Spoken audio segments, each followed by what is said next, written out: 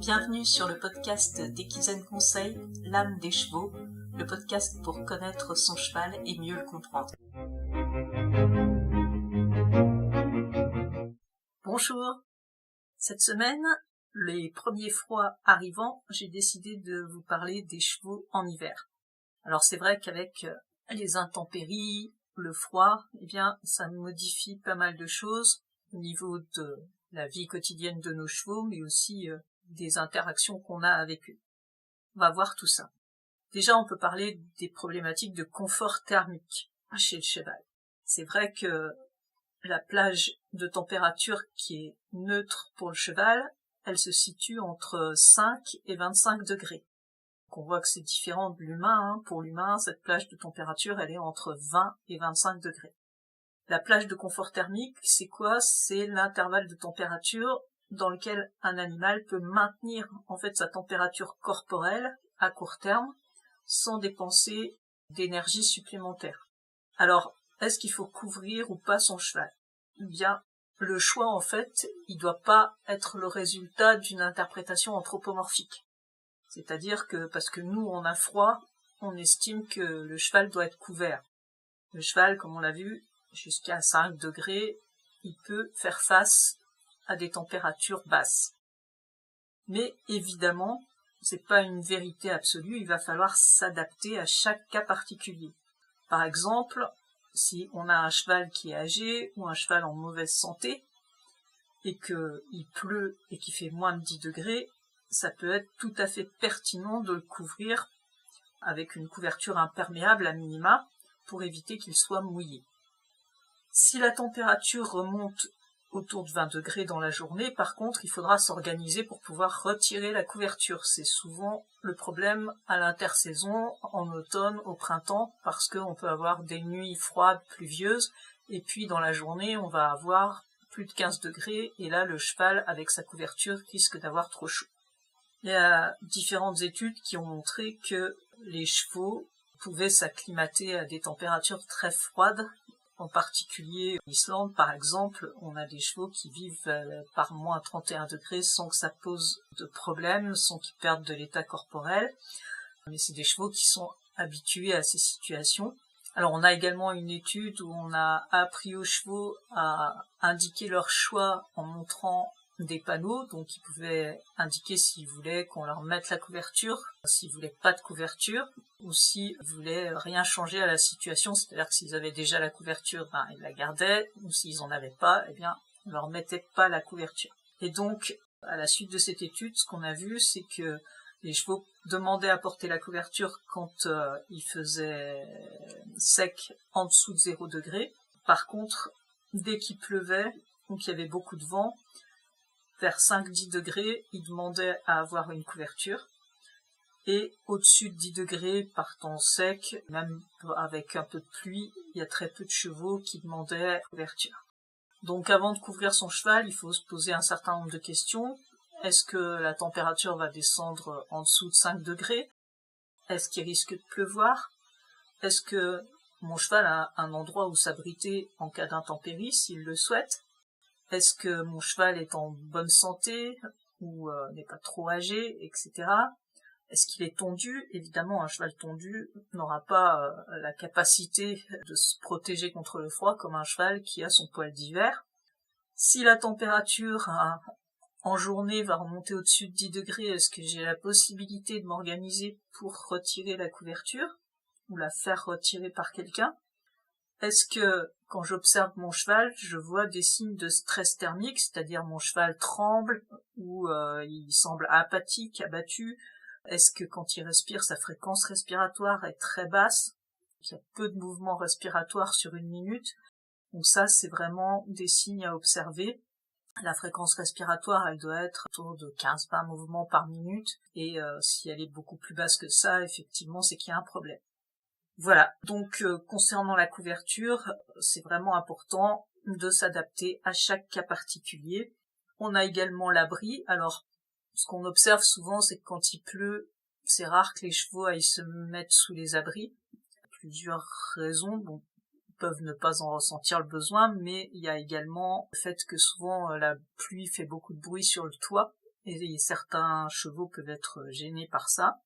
Donc l'abri par rapport au confort thermique n'a pas forcément un grand intérêt, sauf par rapport au vent, où ça permet aux chevaux de se mettre à l'abri. Ces températures froides, ces intempéries, elles ont également un impact sur le sommeil du cheval. Un cheval, pour se coucher, pour dormir, et c'est indispensable à sa santé, il va avoir besoin d'un endroit sec et un minimum confortable pour pouvoir se coucher. Alors quand les terrains sont imbibés d'eau, qu'il y a de la boue partout, il y a certains chevaux qui vont renoncer à dormir couchés, et ça peut avoir des conséquences. Vous pouvez le constater, par exemple, au travail, votre cheval va se mettre à trébucher très souvent, il arrive même qu'il chute, et on peut avoir aussi des chevaux qui vont dormir debout et qui, par moments, vont presque tomber à genoux parce qu'ils s'endorment en fait en position debout, alors que pour atteindre le sommeil profond, le sommeil paradoxal, ils doivent être couchés, évidemment. Donc, c'est un point à prendre en compte, ça veut dire qu'il faut aménager un endroit où il soit au sec et confortable. Alors, évidemment, il y a l'abri. Si l'abri est mal orienté, il peut y avoir de l'eau, de la boue sous l'abri. Souvent, c'est pas très propre parce que quand les chevaux y séjournent, il va y avoir beaucoup de crottin qui va s'accumuler dans cette zone-là, surtout si le foin est sous l'abri. Donc, ça peut les conduire à ne pas se coucher à cet endroit. Ça peut être intéressant dans ces cas-là pour des chevaux qui ne se coucheraient plus de disposer d'un box paillé ou avec un matelas pour que de temps en temps on puisse mettre le cheval à l'abri pour qu'il puisse se coucher et dormir. Alors c'est aussi intéressant d'avoir un box pour des cas d'intempéries extrêmes, neige, verglas, des pluies vraiment très intenses. Ça permet de mettre les chevaux ponctuellement à l'abri si besoin. C'est également utile toujours d'avoir un endroit où on peut fermer le cheval temporairement, en particulier en cas de blessure. Ça, c'est valable toute l'année, évidemment. Alors, ces intempéries, ce froid, elles peuvent avoir aussi d'autres conséquences, comme les problématiques de gale de boue, etc., les problèmes de pieds, les chevaux étant tout le temps dans l'humidité. Donc ça, évidemment, il va falloir le gérer. Et puis, ça a aussi des conséquences sur le travail du cheval. Alors, si votre cheval, évidemment, est en pension, en général, il y a toujours un endroit utilisable, quelles que soient conditions extérieures, comme un manège. Encore que, dans certaines situations, même un manège peut, parfois, dans certaines zones, en tout cas, geler en cas de température très basse. Et puis, si vous avez les chevaux à la maison, là, souvent, on ne dispose pas d'une carrière en sable. Et en hiver, les terrains peuvent être très glissants, ce qui va limiter les activités qu'on va pouvoir avoir avec notre cheval. Alors si on fait surtout de l'extérieur, en principe, on doit toujours trouver des endroits où on peut aller se balader, des terrains, des chemins qui soient tout à fait praticables en hiver, avec la limite de la chasse, évidemment, qui peut compromettre la sécurité pendant les balades. Et puis, si on veut travailler son cheval à la maison, on peut travailler à pied, bien sûr, en évitant le trot, le galop quand le terrain est trop glissant. Et travailler en selle, ça peut être plus problématique. On va réserver ça aux périodes où les terrains sont secs et à condition qu'ils soient également pas trop abîmés par les intempéries en hiver. Alors, comment je suis organisée de mon côté? En ce moment, je suis en train d'essayer d'installer un abri que je pourrais fermer si besoin, si je veux vraiment que les chevaux restent à l'abri. Ça sera compartimenté en 2 parties pour pouvoir séparer les 2 chevaux si je dois fermer l'abri. Et pour l'instant, donc cet abri n'est pas encore installé. C'est une opération en cours qui prend un peu plus de temps que prévu parce que malheureusement j'ai des soucis pour me faire livrer le matériel étant donné que je suis dans un endroit un petit peu reculé, difficilement accessible pour les véhicules de livraison. Donc je suis à la recherche d'une solution en ce moment.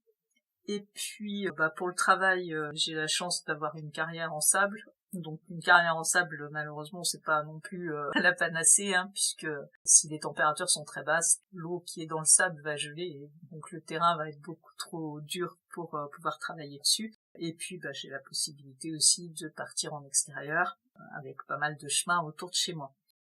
Donc voilà. Et j'ai également la chance d'avoir des terrains qui sont drainants, qui sont porteurs. Donc la boue est très limitée. Pour l'instant, en tout cas, c'est plutôt bien par rapport à ce que j'ai connu précédemment, où j'avais un terrain très argileux et dès qu'il avait plu 3 fois, on s'enfonçait jusqu'à mi-mollet. On laissait les bottes au fond. Donc pour les chevaux, c'est clair que c'est beaucoup plus confortable. La zone autour du râtelier est un peu plus abîmée, mais tout le reste du terrain est vraiment sec. Même quand il pleut, ça reste praticable sans problème, il n'y a pas de boue et les chevaux ne s'enfoncent pas. Donc c'est vraiment très bien. Évidemment, j'en ai fait l'expérience, on n'a pas toujours cette configuration-là et c'est pas toujours simple. Un autre point auquel je pense qu'il faut faire attention, c'est que par exemple, dans l'ancien pré de mes chevaux, avant que je déménage, j'avais une pente très importante, plus ce fameux terrain argileux et glissant. Et donc l'hiver, j'étais obligée de confiner les chevaux dans la seule partie qui était à peu près plate du terrain en haut du pré pour éviter les accidents, parce que il est arrivé plusieurs fois que les chevaux glissent beaucoup pour descendre. Et donc il y a vraiment un risque de chute. J'ai même vu une fois mon cheval descendre assis parce qu'il n'arrivait plus à s'arrêter. C'était au début, il connaissait pas encore trop bien le terrain, il venait d'arriver. Et il est arrivé au galop dans la pente, il s'est senti partir, donc il s'est assis et il essayait avec les antérieurs de se bloquer, mais il n'y arrivait pas. Et heureusement, j'ai un replat en bas du terrain, donc il a pu s'arrêter avant la clôture en arrivant tout en bas. Mais après ça, je les ai confinés dans la partie haute parce que je voulais pas revivre cette expérience-là une seconde fois. Voilà. Donc, soyez vigilants, prenez soin de vos chevaux et vous passerez un hiver tranquille. Si vous avez envie d'échanger avec moi, d'obtenir des conseils, d'en savoir plus sur les formations, les accompagnements que je propose, n'hésitez pas à réserver un appel découverte offert. Le lien est dans la description. À bientôt.